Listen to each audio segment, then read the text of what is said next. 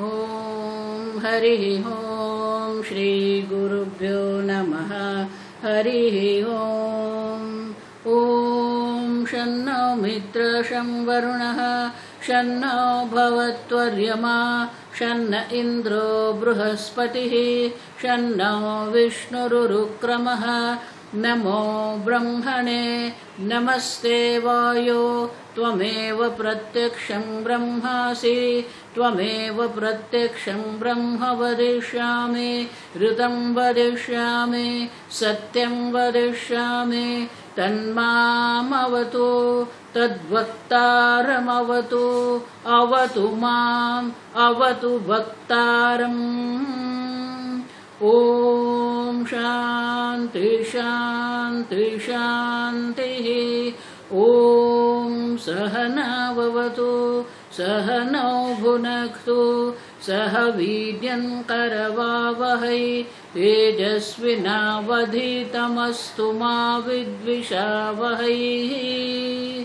ॐ शान्ति शान्ति शान्तिः।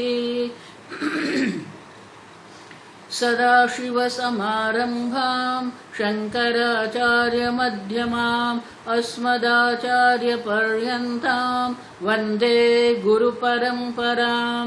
श्रुतिस्मृतिपुराणानाम् आलयं करुणालयं नमामि भगवत्पादं शङ्करं लोकशङ्करं शङ्करं शङ्कराचार्यं केशवं बादरायणं सूत्रभाष्यकृतौ वन्दे भगवन्तौ पुनः पुनः।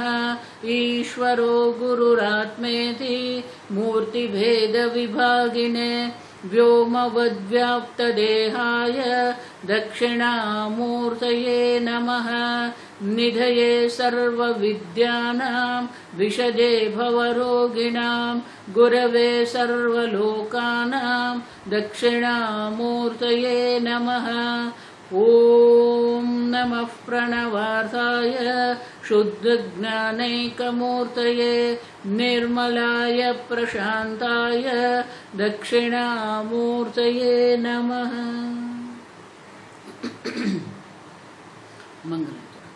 ॐ नमः श्रीशङ्करानन्द गुरुपादाम्बुजन्मने। ॐ नमः श्रीशङ्करानन्द गुरुपादाम्बुजन्मने। सविलासमहामोहग्राहग्रासैककर्मणे सविलासमहामोहग्राहग्रासैककर्मणे।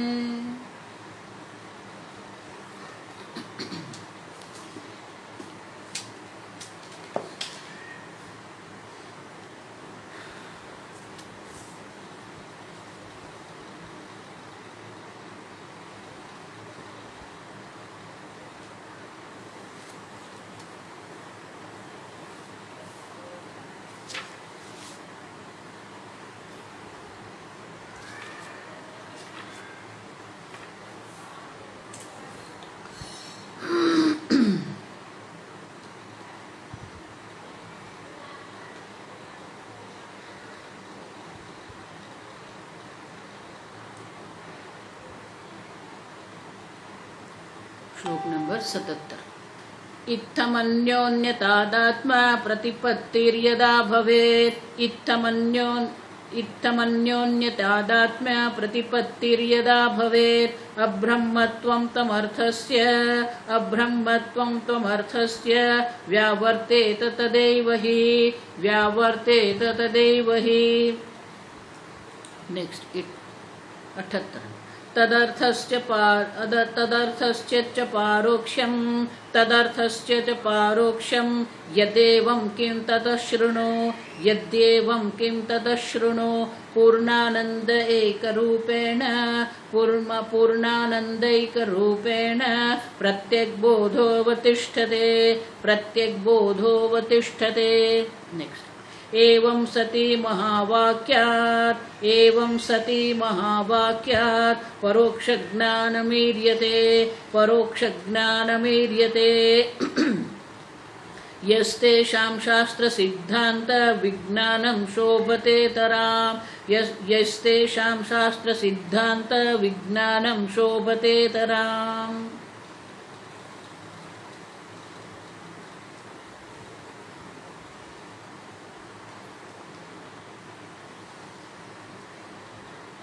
भारतीय तीर्थ मुनि जी बहुत स्पष्ट रूप से समझाते हैं। त्वम अर्थ का वाच्य अर्थ है ये देहादि में अहम बुद्धि करके जो बैठा है, आप समझे। और तत्पद का जो वाच्य अर्थ है, ईश्वर का जो वाच्य अर्थ है वो है माया उपाधि जगत कर्ता। अब त्वम पद जो है मानी आप है, जो जीव है, उनका लक्ष्यार्थ क्या है, तो वो लक्ष्यार्थ कहते हुए 77 श्लोक में हमने देखा, इत्थम अन्योन्यतादात्म्य प्रतिपत्ति ही यदा भवेत। जीव और ब्रह्म का जो तादात्म्य ऐक्य, यहाँ तादात्म्य मानी अध्यारोप नहीं, ऐक्य, अन्योन्य ऐक्य का जब बोध होता है तब जो ब्रह्म अब्रह्मत्व जो है, आप जो मैं ब्रह्म नहीं हूं, मैं पूर्ण नहीं हूं, मैं अनंत नहीं हूं, इस प्रकार का जो आपका बोध है उनकी निवृत्ति हो जाती है। उसी प्रकार से तदर्थ पारोक्षम, ईश्वर की जो परोक्षता है वो परोक्षता की भी निवृत्ति हो जाती है। पूर्णानंद एक रूपेण प्रत्येक बोध अवतिष्ठते। प्रत्येक बोध माने कि यहाँ बोध माने ज्ञान नहीं है, प्रत्येक चैतन्य, आप जो प्रत्येक चैतन्य जो है वो ब्रह्म स्वरूप है, वही एक बाकी रह जाता है, बाकी सबकी निवृत्ति हो जाती है। अब समझो। और इस प्रकार से त्वम पद माने कि जीव की जो अल्पता है उनकी निवृत्ति हो जाती है, और ईश्वर में जो परोक्षता है वो परोक्षता की भी निवृत्ति हो जाती है, और दोनों का ऐक्य का ज्ञान अवश्य होता है। तो एक शंका यहाँ होती है, कल जो हमने कहा ना, काले नात्मनि विंदति, उनके लिए समय है, कितना समय लगेगा कोई नहीं कह सकता है। और इसीलिए वाक्य जो है समय बलेन सम्यक परोक्ष अनुभव साधनम आगमः इत्यादि आगम लक्षणम,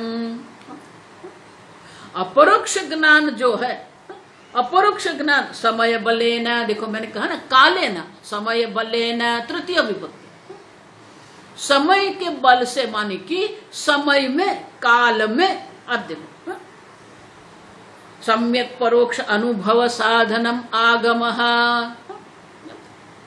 आपको जो अपरोक्ष ज्ञान होगा वो अपरोक्ष ज्ञान का जो साधन है वो तो शास्त्र ही है। आप समझो, साधन माने प्रमाण, जो अपरोक्ष ज्ञान का जो प्रमाण है वो तो शास्त्र ही है। आप समझो। और शास्त्र स्वयं नहीं करता, शास्त्र पर हम जब विचार करते हैं, और इसलिए कहते हैं इत्यादि लक्षणम अतः वाक्य से अपरोक्ष ज्ञान जनकत्वं कथम उच्यते। सम्यक परोक्ष अनुभव, ये शास्त्र की विशेषता है। आप समझो, सामान्यतः जब हम वेद की बात करते हैं तो वेद से हमें जो भी ज्ञान होता है वो परोक्ष ज्ञान होता है। स्वर्ग है, धर्म है, पाप है, पुण्य है, जन्म है, अनेक प्रकार की योनियां है। अब देखो, तो ये जो ज्ञान जो है वो शास्त्र से हमें परोक्ष ज्ञान होता है, लेकिन वही शास्त्र जो है, वही शास्त्र से हमें अपरोक्ष ज्ञान भी हो सकता है। और इसलिए यहाँ शंका करते हैं सम्यक परोक्ष ज्ञान, परोक्ष ज्ञान के लिए प्रमाण शास्त्र है, लेकिन और इसीलिए अगर आप कहते हैं तो वाक्य से भी जो ज्ञान होगा वो तो परोक्ष होगा। अब देखो, शास्त्र से परोक्ष ज्ञान होता है तो फिर ये वेदांत वाक्य जो है, देखो इसीलिए ये कर्म कांड और वेदांत ज्ञान कांड दोनों अलग क्यों करते हैं। ये जो व्याख्या यहाँ लिखी है वो कर्म कांड की दृष्टि से है। पूर्व मीमांसा जिसको हम कहते हैं, तो पूर्व मीमांसा कहते हैं समय बलेन सम्यक परोक्ष अनुभव साधनम आगमः। परोक्ष ज्ञान जो है, परोक्ष ज्ञान के लिए जो साधन है, प्रमाण है, वो तो आगम है, काल में वही होता है हमें। लेकिन उसी प्रकार से अगर हम देखते हैं कि महावाक्य में भी वही वाक्य, ये जो पूर्व मीमांसा का जो वाक्य है वही वाक्य को हम यहां भी लगाएंगे। अब तो तो बोलते हैं कि उसी प्रकार से वाक्य महावाक्य से अपरोक्ष ज्ञान जनकत्वम कथम उच्यते। तो बोले कि शास्त्र की तो ये व्याख्या है जो हमें परोक्ष ज्ञान देते हैं, तो फिर आप अपरोक्ष ज्ञान की बात कैसे कर सकते हो? इत्याशंख्य। तो बोले कि शास्त्र से तो हमें परोक्ष ज्ञान होता है और महावाक्य से हमें अपरोक्ष ज्ञान होता है, वो कैसे संभव है? तो पहले तो ये समझना है कि ये जो हम कह रहे हैं कि शास्त्र से परोक्ष ज्ञान होता है, वो पूर्व मीमांसा है, कर्म कांड है, ये वेदांत है। आप देखो, इसलिए भगवान क्या कहते हैं, हम आगे देख के गए, श्रद्धावान लभते ज्ञान। तो वो जो ज्ञान है वो अपरोक्ष ज्ञान है, परोक्ष ज्ञान की बात भगवान वहां नहीं करते हैं। आप समझो, आत्मा पूर्ण स्वरूप है, आत्मा पूर्ण चैतन्य है। वो जो ज्ञान है श्रद्धा से आरंभ करके वो ज्ञान में परिणमित होता है। और इसीलिए अगर आप शंका करते हो तो वो शंका आपकी पूर्व मीमांसा के आधार पर है, लेकिन जो ज्ञान कांड उत्तर मीमांसा हम जिसको कहते हैं, उत्तर मीमांसा में ये ज्ञान संभव है। आप समझो, और इसलिए कहते हैं सिद्धांत परिज्ञान शून्य अयमिति मनसी निधायम उपहसति। अब अगर कोई ऐसी बात करते हैं तो भारती तीर्थ मुनि उनके ऊपर हंसते हैं, उपहसति। आप देखो, उनकी मजाक उड़ाते हैं। क्यों? सिद्धांत परिज्ञान शून्य। उनको वेदांत सिद्धांत का ज्ञान है ही नहीं। वो अपने पूर्व मीमांसा में बैठा है, कर्म कांड में बैठ के बोल रहा है, वो परोक्ष ज्ञान की बात कर रहा है। लेकिन हम जो बात कर रहे हैं वेदांत सिद्धांत में, हम जो बात कर रहे हैं वो अपरोक्ष ज्ञान की हम बात कर रहे हैं। और इसीलिए कहते हैं कि उनका ज्ञान कैसा है। तो भारती तीर्थ मुनि यहाँ उनके मजाक करते हैं, आप समझो, उपहास करते हैं उनके लिए। एवं सति महावाक्य परोक्ष ज्ञानम ईर्यते। अगर आप ऐसा कहते हैं, एवं वदन्तः सिद्धांत रहस्यम तेन जानन्ति इत्यर्थः। अगर आप कहते हो कि महावाक्य से जो ज्ञान होता है वो परोक्ष ज्ञान होता है, अगर आप ऐसा कह रहे हैं तो इनका अर्थ हो गया कि वेदांत सिद्धांत का ज्ञान उनको नहीं है। अब तेषाम शास्त्र सिद्धांत विज्ञानम शोभता इतराम। ये उपहास कर रहे हैं। भले उनका जो ये सिद्धांत का ज्ञान है वो शोभता इतराम अमन, भले उनका ज्ञान जो है वो शोभन मानी कि भले उनका ज्ञान जो है अच्छा है। अब कई बार हम लोगों के ऐसे उपहास करते हैं, आप समझो। हाँ भाई तारू ज्ञान तो केवू पड़े, गुजराती में हम ऐसे कहते हैं। हाँ भाई तेरा ज्ञान तो बहुत बढ़िया है, तू बहुत अच्छा जानता है। हम कैसे उपहास करते हैं, माने कि तू जानता ही नहीं है। आप समझो।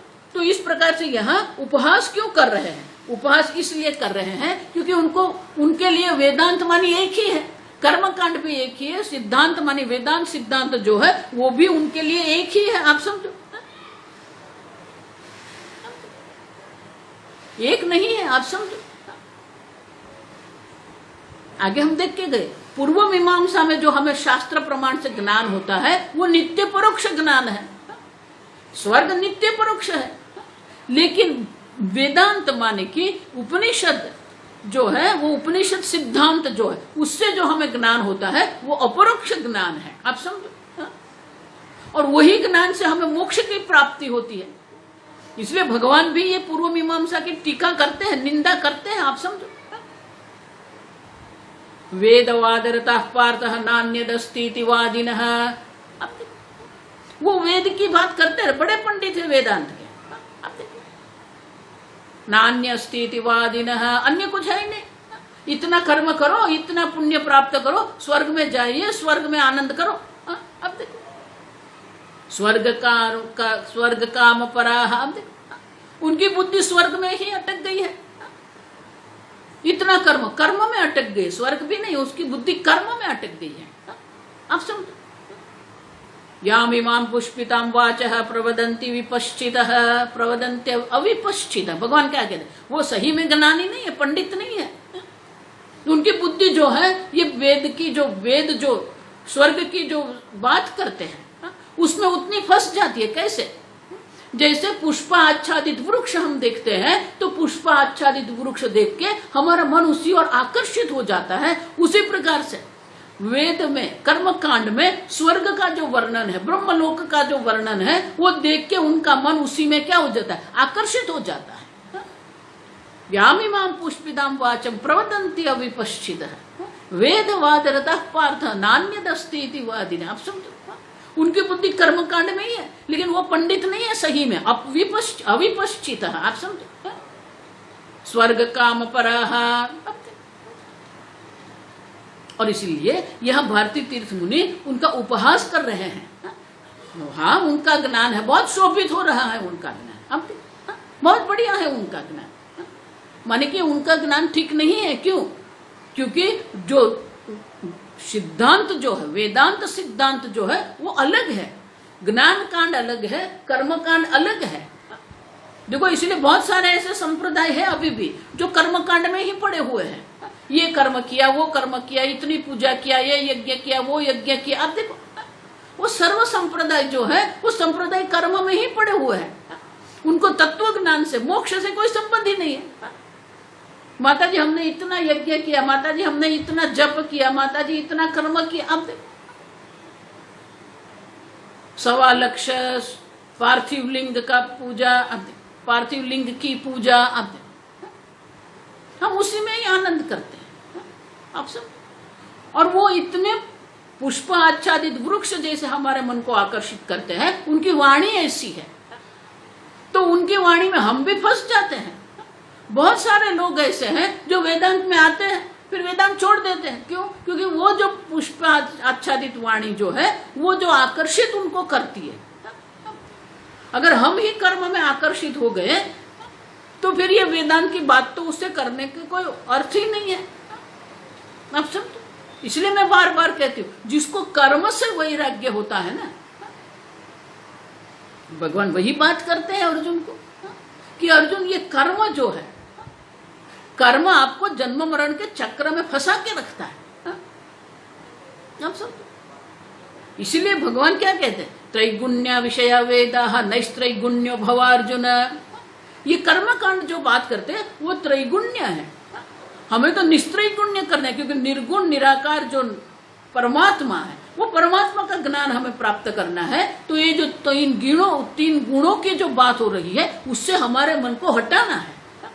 आजकल ये जो नेचुरोपैथी चल रही है ना, ये योग वाले जो कर रहे हैं, वो यही कर रहे हैं, सात्विक भोजन करो। अब इतना उनका बुद्धि में ये सात्विक शब्द जो फंस गया है, वो निकलता ही नहीं उनकी बुद्धि से। अब सब ये ध्यान वाले हैं, योग वाले हैं। देखो, ये मैं टीका इसलिए कर रही हूं क्योंकि हमें समझना है कि हमारी बुद्धि कहाँ अटक सकती है। भारती तीर्थ मुनि उपहास करके हमें दर्शाते हैं कि ऐसी जगह पर हमारी बुद्धि जो है फंस जाती है। एक बार हमारी बुद्धि वहां फंस गई, फिर हम आगे बढ़ नहीं सकते हैं। वो वेदांत में नहीं आते हैं। आप समझो, वो नेचुरोपैथी में फंस जाते हैं, ध्यान में फंस जाते हैं। इसलिए मुझे वो महाराज श्री का वाक्य जो है ना बहुत पसंद है। कहीं अटक जाते हैं, कहीं लटक जाते हैं, कहीं भटक जाते हैं। अब देखो, कहीं ना कहीं हम फंस जाते हैं। आप समझो, और इसलिए कहते हैं, अगर वो लोग ऐसा सोचते हैं कि वेद से मात्र परोक्ष ज्ञान होता है, तो उनका जो ज्ञान है उनको ही समर्पित है। अब समझो, शास्त्र सिद्धांत विज्ञानम शोभता इतराम तेषाम। भले उनका जो शास्त्र का ज्ञान है, भले वो उनका शास्त्र ज्ञान शोभमान हो रहा है, भले उनका शास्त्र ज्ञान है प्रशंसनीय नहीं है। आप समझो, क्योंकि वो वेदांत सिद्धांत वो जानते ही नहीं। शास्त्र सिद्धांत परिज्ञान शून्य है। वेदांत क्या कहते हैं? ऐसे बड़े बड़े महात्मा है जो वेदांत का ही विरोध करते हैं। वो ऐसा ही मानते हैं कि ये कुछ है ही नहीं। आप समझो,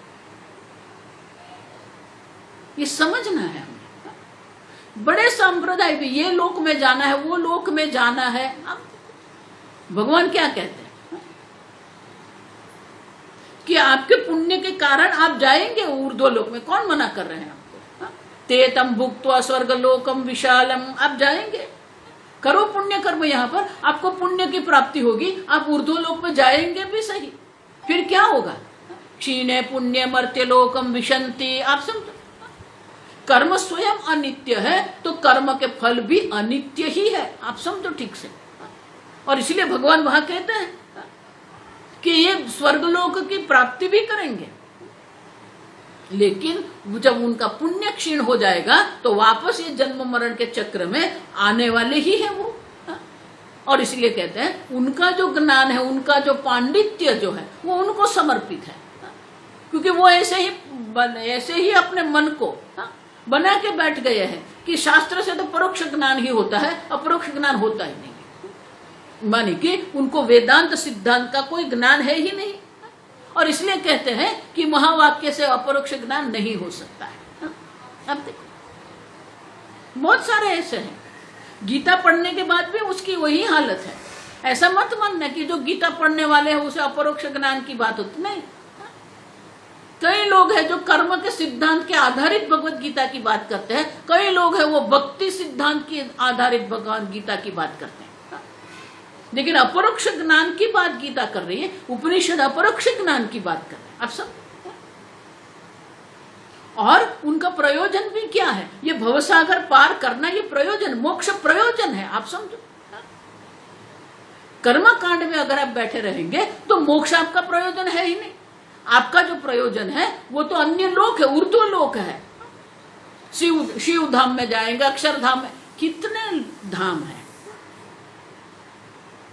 आप समझो ये ठीक से, ये परोक्ष ज्ञान है। लेकिन हम अपरोक्ष ज्ञान की बात करते हैं जो महावाक्य जनित अपरोक्ष ज्ञान है। और इसीलिए ये वेदांत सिद्धांत जो है वो कर्म कांड से, कर्म सिद्धांत से अलग है। बहुत सारे लोग हैं ये मानने को तैयार नहीं है। जब शंकराचार्य जी कहते हैं ऐसा नहीं है। भगवान भी क्या कहते हैं? सर्वधर्मान परित्यज्य सर्व कर्मान परित्यज्य मामेकम शरणम व्रज। जब तक हमें अधिकारित्व नहीं प्राप्त हुआ है तब तक कर्म हमारे लिए साधन है। कर्म के द्वारा ही हम अधिकारित्व प्राप्त कर सकते हैं। और इसीलिए भगवान कहते हैं आरुरुक्षोर मुनिर योगम कर्म कारण उच्यते। उनके लिए कर्म कारण है, कर्म साधन है। लेकिन एक बार योगारूढ़ से तस्यैव शमः कारणम उच्यते, वही तस्यैव माने कि वही जो साधक है, जो योगारूढ़ हो गया है, उनके लिए शमः कर्म का त्याग कारण है। आप देखो, तो कर्म की भी बात भगवान करते हैं, संन्यास की भी बात भगवान कर रहे हैं। ऐसा मत मानना कि भगवान यहाँ संन्यास की बात नहीं कर रहे हैं। कौन कहता है संन्यास की बात नहीं कर रहे? आप देखो, आप समझ लो, भौतिक रूप से तो कोई कर्म का त्याग नहीं कर सकता। मैं बोल रही हूं वो कर्म है। आप समझो, मैं भोजन करती हूं तो वो कर्म है।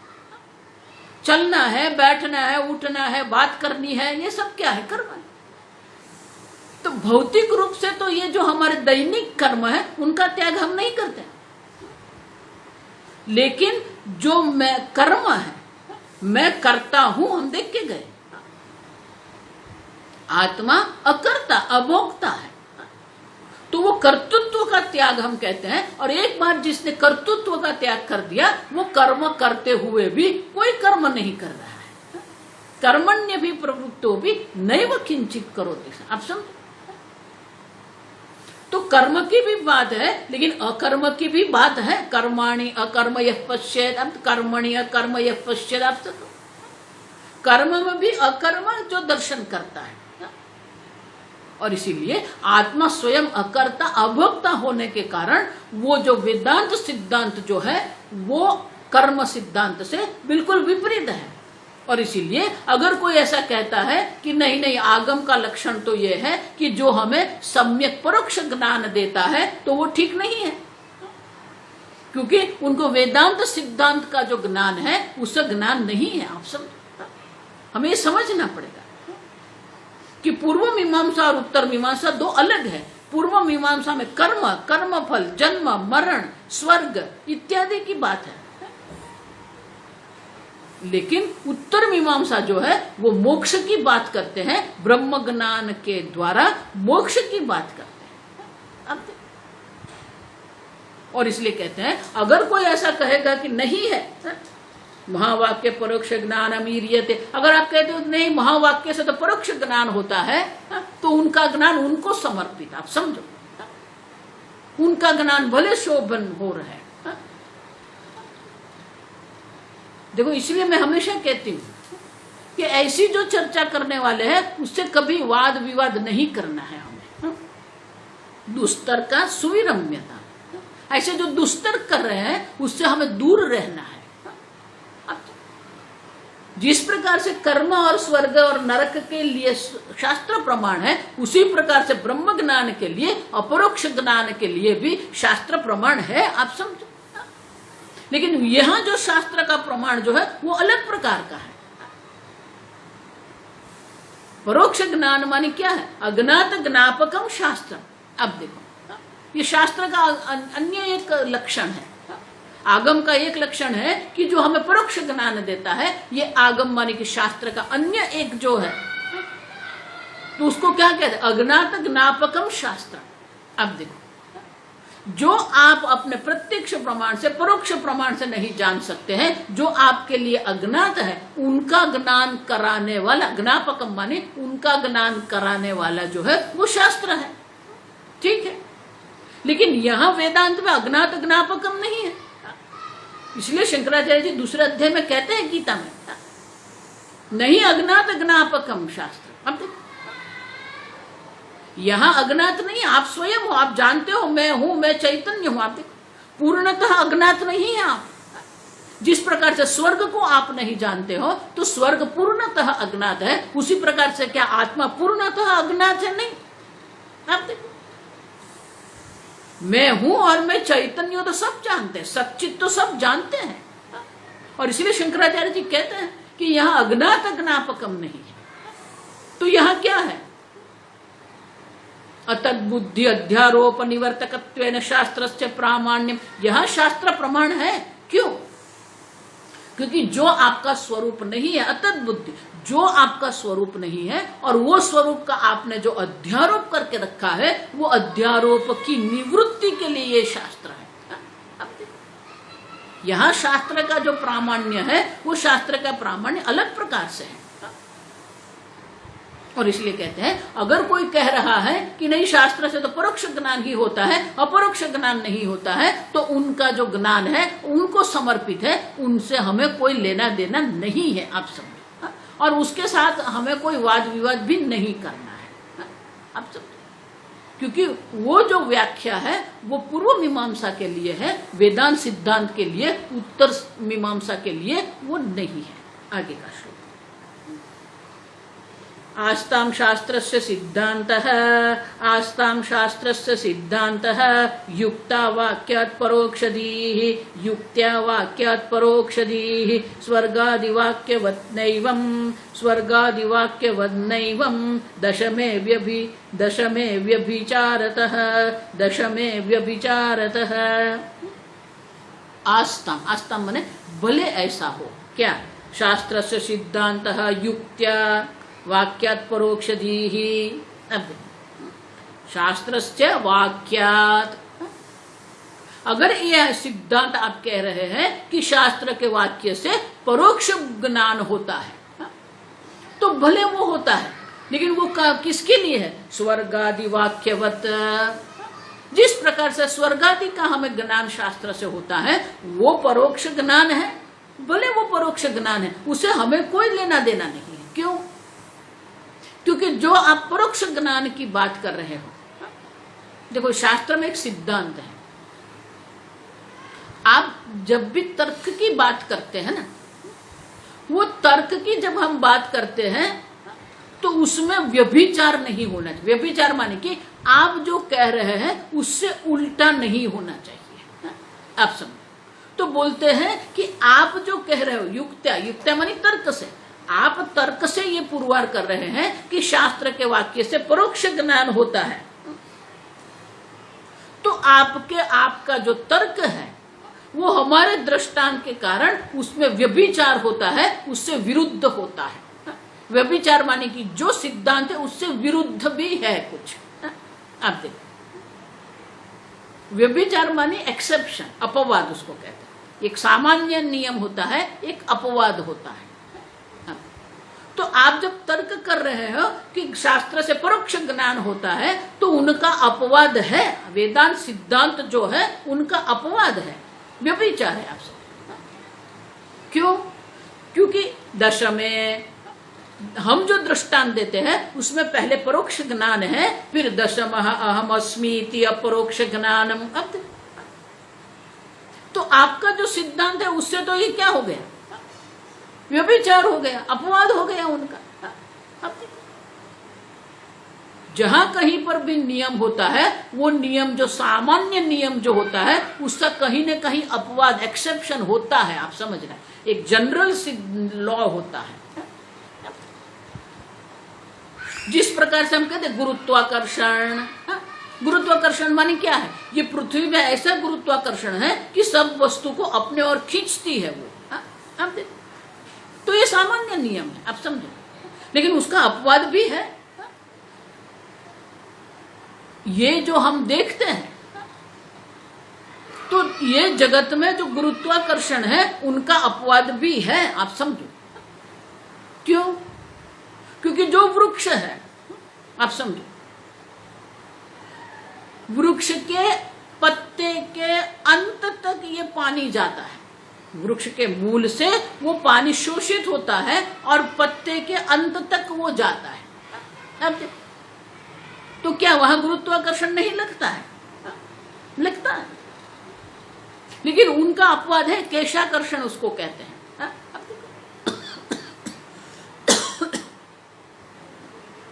अमेरिका के कैलिफोर्निया में, उत्तर कैलिफोर्निया में रेडवुड कहते हैं उसको। बड़े बड़े वृक्ष हैं, और वृक्ष बड़े मानी क्या है?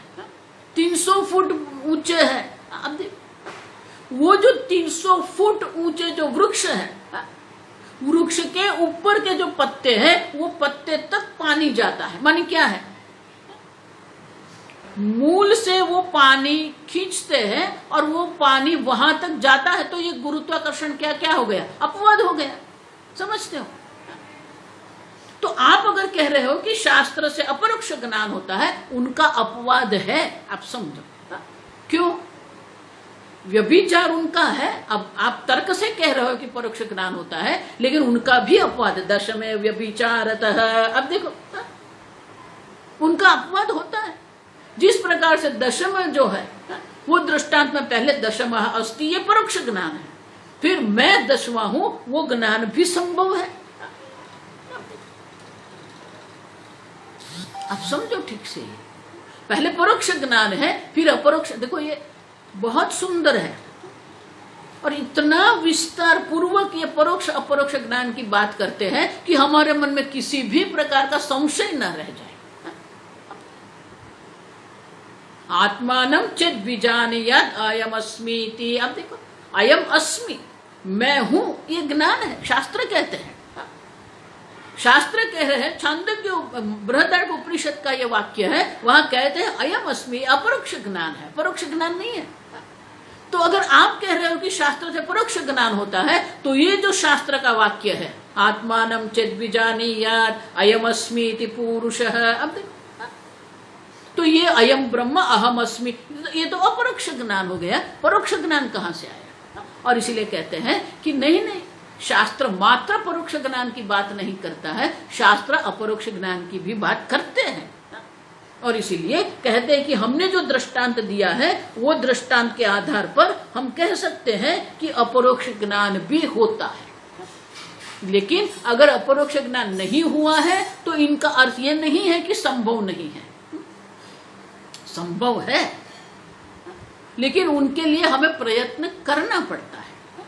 शास्त्र श्रवण करने के बाद मनन और निधिध्यासन है। इसीलिए याज्ञवल्क्य मुनि बृहदारण्यक उपनिषद में ही कहते हैं, आत्मावारे श्रोतव्य मंतव्य निधिध्यासितव्य। कल मैंने जो कहा ना, गो माता का जो दृष्टांत है ना, आप समझो, जो जुगाली करते हैं, वागोड़ वो गुजराती में कहते हैं। देखो, इसके लिए ये अपरोक्ष ज्ञान के लिए बहुत सुंदर दृष्टांत है, आप समझो।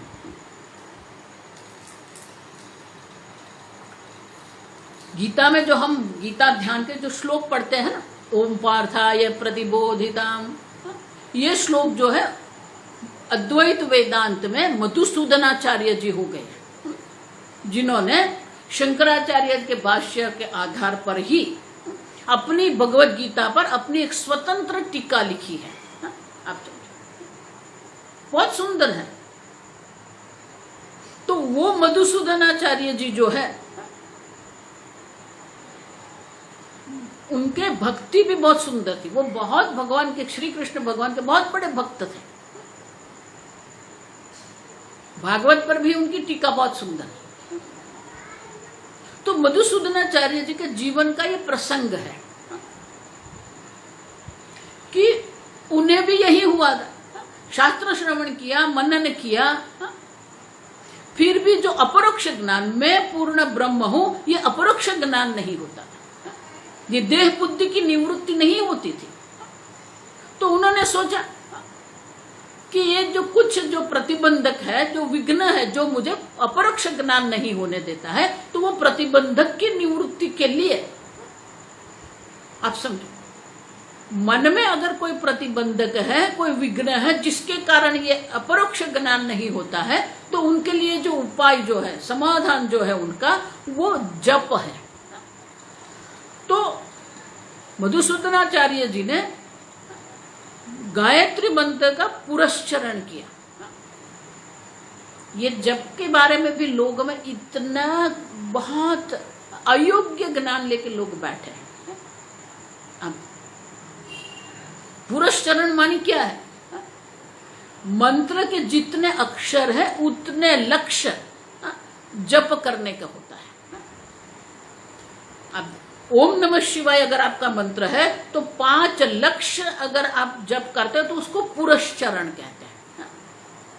तो उन्होंने सोचा कि मेरे मन में कोई प्रतिबंधक है, वो प्रतिबंधक क्या है वो हमें समझ में नहीं आ रहा है, तो फिर उसके लिए जो अज्ञात प्रतिबंधक है उनकी निवृत्ति के लिए मैं जप करता हूं।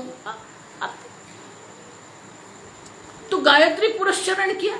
गायत्री पुरस्चरण माने 24 लक्ष्य। आप देखो गायत्री मंत्र, आप कितने भी कुशल है गायत्री मंत्र करने में, फिर भी एक मंत्र का मानस जप करने के लिए अब आपको करीब करीब 4 से 5 मिनट लगती है। अब करके देखना, ठीक से करेंगे तो एक दिन में आप कितने कर सकते हो, समझो। फिर भी उनको नहीं हुआ तो सोचा कि अभी मैं क्या करूं। तो उन्होंने सोचा कि विघ्न की निवृत्ति के लिए तो गणेश जी होते हैं, तो चलो गणेश जी की हम सेवा करते हैं। अब गणेश की उपासना आरंभ कर दिया। गणपति के बहुत सुंदर पार्थिव गणेश बना दिए और पूजा करने लगे। फिर भी कुछ नहीं हो रहा था। बहुत कितने दिनों तक ये गणपति की पूजा करते रहे। फिर उनके मन में एक क्रोध आ गया कि ये क्यों नहीं हो रहा है, ये गणपति भगवान मेरी सुनते नहीं। तो उनको क्रोध ऐसा आ गया ना, तो गणपति भगवान को छोड़ के ऊपर लगा दिया, जहां वो मठ उनका जाता, झोपड़ी जो थी वहां ऊपर रख दिया। ये बोला आप तो सुनते नहीं हो, आपको नहीं करना है, अब छोड़ दिया। अब क्या करें? तो पहले ये गणपति का किया, नहीं हुआ, फिर ये गायत्री का आरंभ किया। मैंने थोड़ा गलत किया, वो गायत्री का। अब गायत्री माता की जो पूजा करते थे, तो पूजा जब करते थे, तो पूजा जब हम करते हैं तो सीधी साधी भी हम पूजा करते हैं, पंचोपचार पूजा हम करते हैं। तो भगवान को हम स्नान कराते हैं, वस्त्र देते हैं, पुष्प लगाते हैं, धूप दीप नैवेद्य करते हैं। तो धूप दीप वो करते थे। तो एक दिन क्या हुआ, वायु बिल्कुल स्थिर था। जब वायु स्थिर होता है और आप धूप करते हो ना, तो धूप से जो धुआं उठता है वो अगल बगल नहीं जाएगा, क्योंकि वायु स्थिर है, तो वो सीधा ऊपर जाता है। कई बार हमारे होता है, अगर आप पूजा करते हो तो आपको ये अनुभव हुआ होगा कि वो जो धूप जो होती है, वो धूप से जो धुआं निकलता है वो सीधा ऊपर जाता है। अब तो उस दिन क्या हुआ कि वो पूजा कर रहे थे, धूप किया। देखो हम जो ये बत्ती करते हैं ना, अगरबत्ती कहते हैं, ये अगरबत्ती नहीं करनी है, आप छोड़ दो अगरबत्ती अगर आप कर रहे हैं, क्योंकि उसमें जो बाम्बू के वो जो सली होती है ना, वो बाम्बू की होती है। इट इज डेंजरस, क्योंकि बाम्बू में ब्रोमेइन होता है और ये हमारे स्वास्थ्य के लिए ठीक नहीं है। इसलिए अगर आप अगरबत्ती कर रहे हैं तो छोड़ दो, धूप करो। बल मिलता है बाजार में, बहुत सारे अनेक प्रकार के धूप मिलते हैं, वो धूप आप करो, अगरबत्ती छोड़ो। तो पहले ये अगरबत्ती नहीं थी, धूप ही करते थे, आप समझो। अभी वो धूप जो करते थे, अभी वो धूप का जो धुआं था ना, वो सीधा ऊपर जाता है। अब हुआ क्या, वो जो धूप जो सीधा ऊपर जाता था, वो सीधा जहां ऊपर जो गणपति जी रखे थे ना, वो सीधा गणपति की जो सूंड थी ना, वहां पर जाता था। तो ऐसे ही वो पूजा कर रहे थे और उनकी भी एक दृष्टि पड़ी कि ये धुआं सीधा जा रहा है, आज ऊपर जा रहा है, अगल बगल नहीं जा रहा है। तो मन में एक कुतूहलता हुई, तो वो देखने गए कि कहां तक जाता है। तो ऊपर देखा तो वो सीधा धुआं जो है गणपति के पास जा रहा था। अब देखा तो उनके मन में ये आया, ये तो गणपति जी धुआं खींच रहे हैं, तो ये धूप जो है वो तो माता जी ने मैंने लगाया है, ये गणपति को मैंने नहीं लगाया। तो उनके मन में क्रोध है कि आज तक मैं कर रहा तो आप नहीं सुनते थे, अभी ये धुआं आप खींच रहे हैं वहां पर। तो क्रोध में उठ के क्या किया, वो गणपति को नीचे उतार दिया और रुई लिया और गणपति की जो सूंड थी उसमें रुई लगा दी कि आपके लिए धूप नहीं है, ये माता जी के लिए। अब जैसे जैसे रुई लगाई, आप समझो, वहां गणपति जी प्रकट हो गए। अब मधुसूदन आचार्य जी आश्चर्यचकित हो गए, ये क्या हुआ। तो बोले कि मैं तो माता जी की पूजा कर रहा हूं, आप क्यों प्रकट हो गए। इतने दिन मैंने आपकी पूजा की, आप प्रकट नहीं हुए, और आज अभी आप, मैं माता जी की पूजा कर रहा हूं और आप धूप ले रहे थे, इसलिए मैंने आपको मना किया, आप प्रकट हो गए। तो गणपति हंसने लगे। तो बोले कि हाँ, हंस क्यों रहे हो। अब तो गणपति भगवान ने कहा कि आज तक तू जब मेरी पूजा कर रहा था तो ये इसके सोच के पूजा कर रहा था कि ये मूर्ति की पूजा मैं कर रहा हूं, ये पार्थिव मूर्ति की पूजा कर रहा हूं। लेकिन आज तूने मुझे सच्चे में गणपति मान लिया कि आज सच्चे में मैं धूप ले रहा हूं, तो आज तूने मुझे सच्चे में गणपति मान लिया और इसलिए मैं प्रकट हो गया। अब हमारी भावना कैसी होनी चाहिए। देखो बहुत सारे ये ब्राह्मण लोग भी जो है ना, जब मंदिर की बात करते हैं ना, तो भगवान की मूर्ति ऐसा बोलते हैं। ऐसा हम नहीं बोल सकते। एक बार प्राण प्रतिष्ठा हो गई, फिर भगवान स्वयं वहां पर है। अब मूर्ति शब्द का प्रयोग नहीं कर सकते, मूर्ति तो जड़ है। अब देखो कितने ब्राह्मण, बड़े बड़े पंडित ब्राह्मण मैं जानती हूँ, वो मूर्ति शब्द का प्रयोग करते हैं। अरे आपने ही तो प्राण प्रतिष्ठा कर दी, अब जब प्राण प्रतिष्ठा हो गई तो भगवान स्वयं वहां पर है, ये मूर्ति नहीं है, हम मूर्ति पूजक नहीं है, आप समझो। ये एक और ये कॉलोनियल लोग की बात है कि हम लोग मूर्ति पूजक है। अब मूर्ति पूजक नहीं है, हम भगवान की पूजा करते हैं।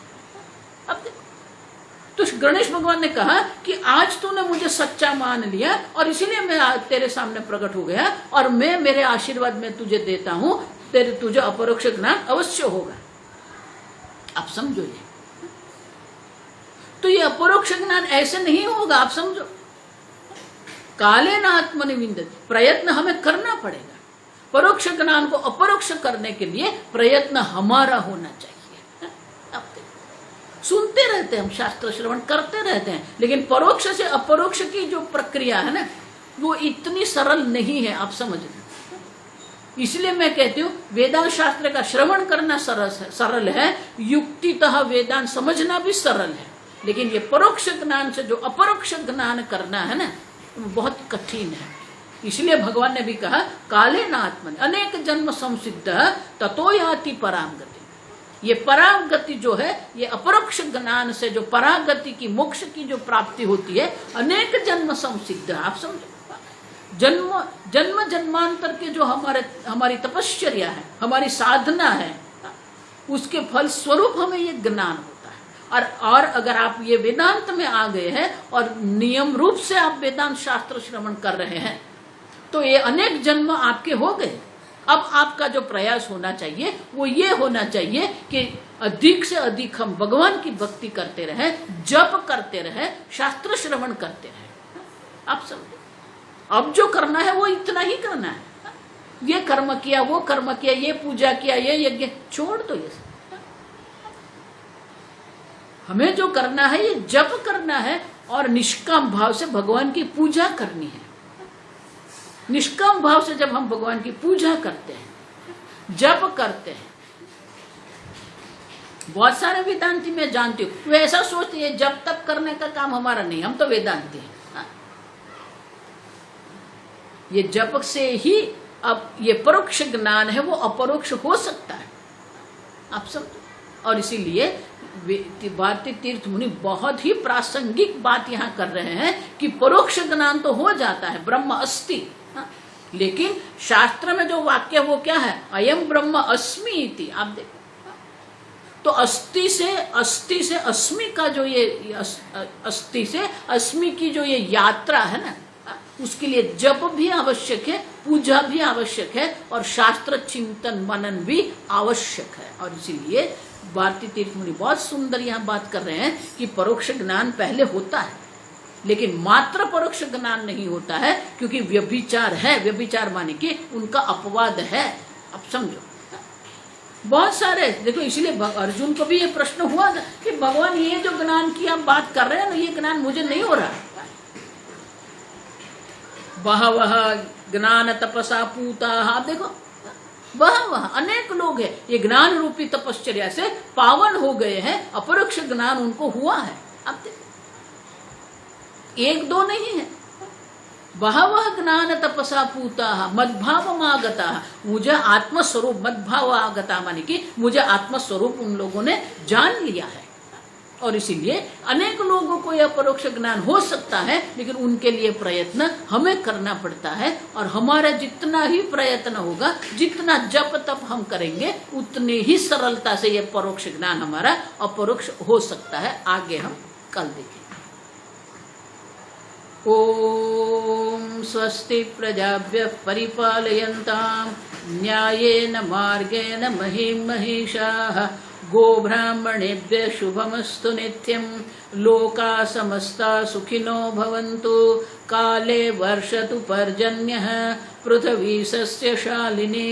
देशोऽयं क्षोभरहितः ब्राह्मणाः सन्तु निर्भयाः। ओम सर्वेषां स्वस्तिर्भवतु, सर्वेषां शान्तिर्भवतु, सर्वेषां पूर्णं भवतु, सर्वेषां मङ्गलं भवतु, सर्वे भवन्तु सुखिनः, सर्वे सन्तु निरामयाः, सर्वे भद्राणि पश्यन्तु, मा कश्चित् दुःखभाग् भवेत्। असतो मा सद्गमय, तमसो मा ज्योतिर्गमय, मृत्योर्मा अमृतंगमय। ओम पूर्णमदः पूर्णमिदं पूर्णात् पूर्णमुदच्यते पूर्णस्य पूर्णमादाय पूर्णमेवावशिष्यते। ओम शांति शांति शांति। हरि ओम श्री गुरुभ्यो नमः। हरि ओम। हरि।